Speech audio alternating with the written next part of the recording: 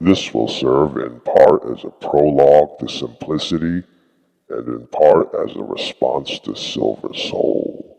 It's true that all concepts about life as something are subjective.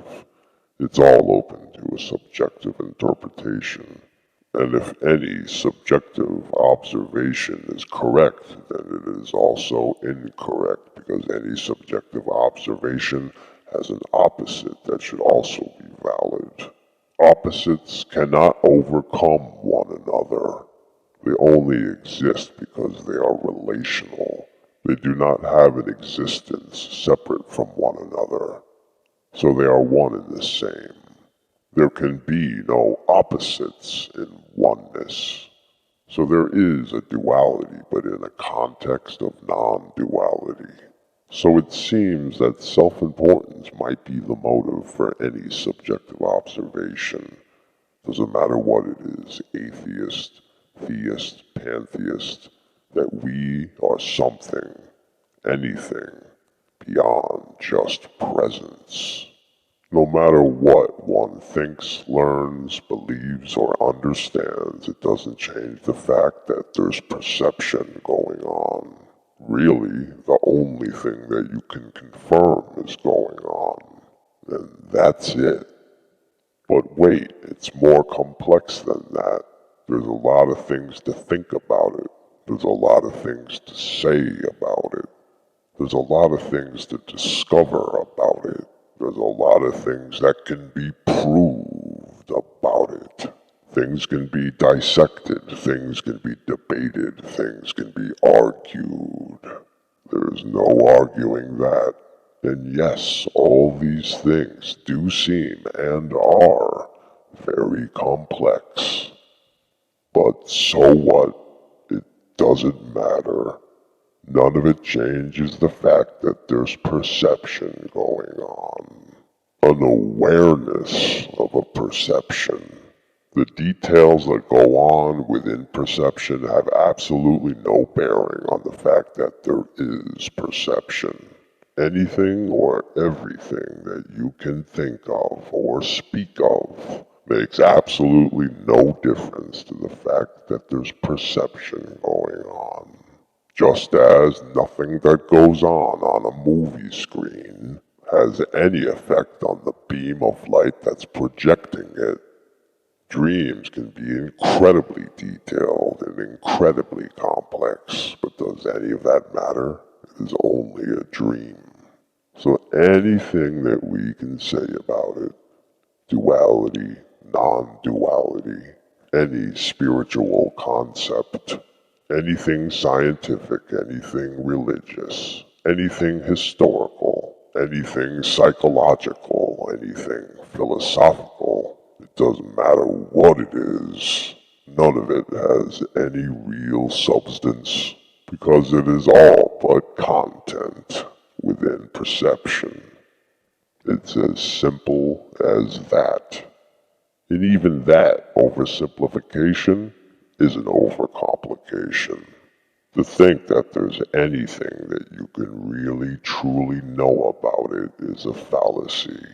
Any conclusion you draw is a fallacy. The only conclusion that can be drawn that could be called true is that there's perception going on. Just a receiving of an experience. There's only one thing to do with experience, and that's experience it.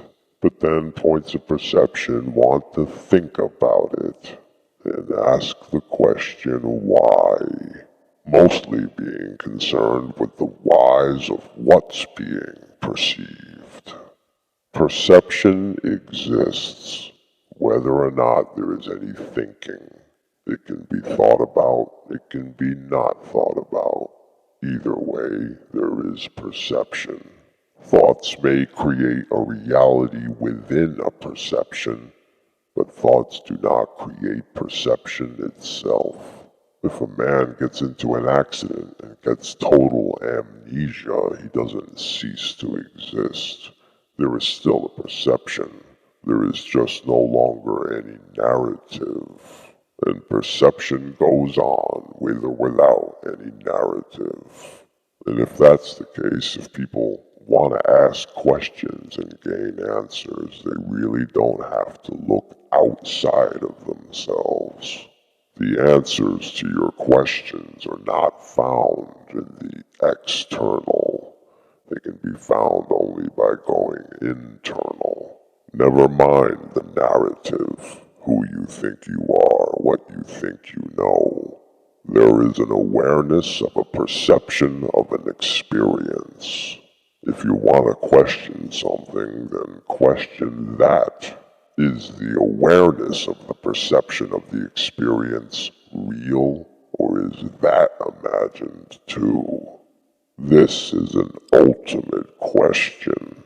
When it comes to ultimate truths and ultimate answers, the truth to the answer of that ultimate question would be an ultimate truth, an ultimate answer.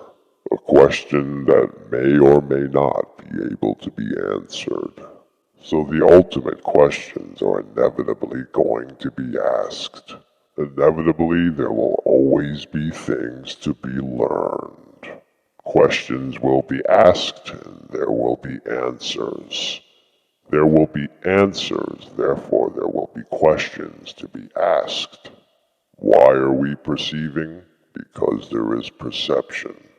Why is there perception? Because there is an awareness. Why is there awareness? Because there just is. And this is the only thing that could be called real.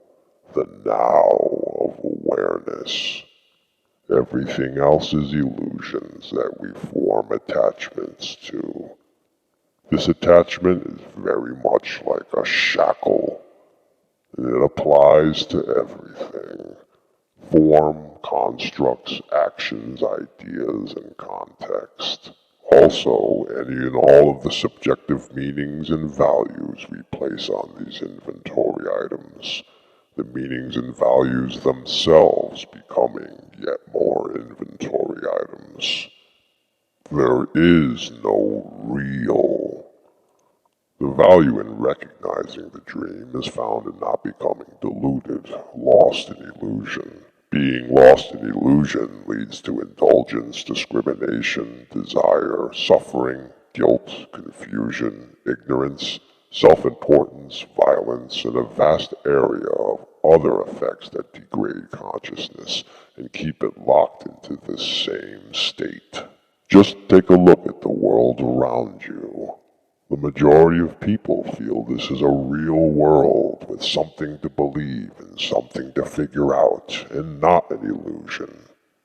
Need more be said? But then comes the question, is it better to be oblivious? Is it better to be like a primitive man, or like a child? Ideally, yes. But that's not the nature of consciousness. Consciousness is always progressing, always changing, both within mankind in general as he evolves throughout the ages, and within individuals going from childhood to adulthood. So it's never really a possibility for consciousness to stay oblivious in illusion. Why would one prefer a delusion to avoid facing obstacles? Because what one is really referring to when talking about being oblivious is not really being oblivious. Whether one realizes it or not, what's really being referred to is staying stagnant. And this is an impossibility of consciousness. But points of perception avoid it as long as they can. They want to put off facing those obstacles. There is design within the obstacles. All of the struggling will eventually awaken within one the strength and willpower to seek the simplicity of now. Realizing it's all illusion can only help one let go of it. There is nothing to lose by detaching from the unsubstantial. One is only letting go of the desire for attachment. One might not have the strength or will yet, but if they have not given up, they are still on the path. So the item to consider is energy or consciousness that allows existence to begin with. Energy is everything and nothing, which paradoxically means that everybody is right and everybody is wrong. Philosophers and scientists are gonna search forever for answers that cannot be answered. The one thing they all recognize, though, is that something is. What else is there other than what is?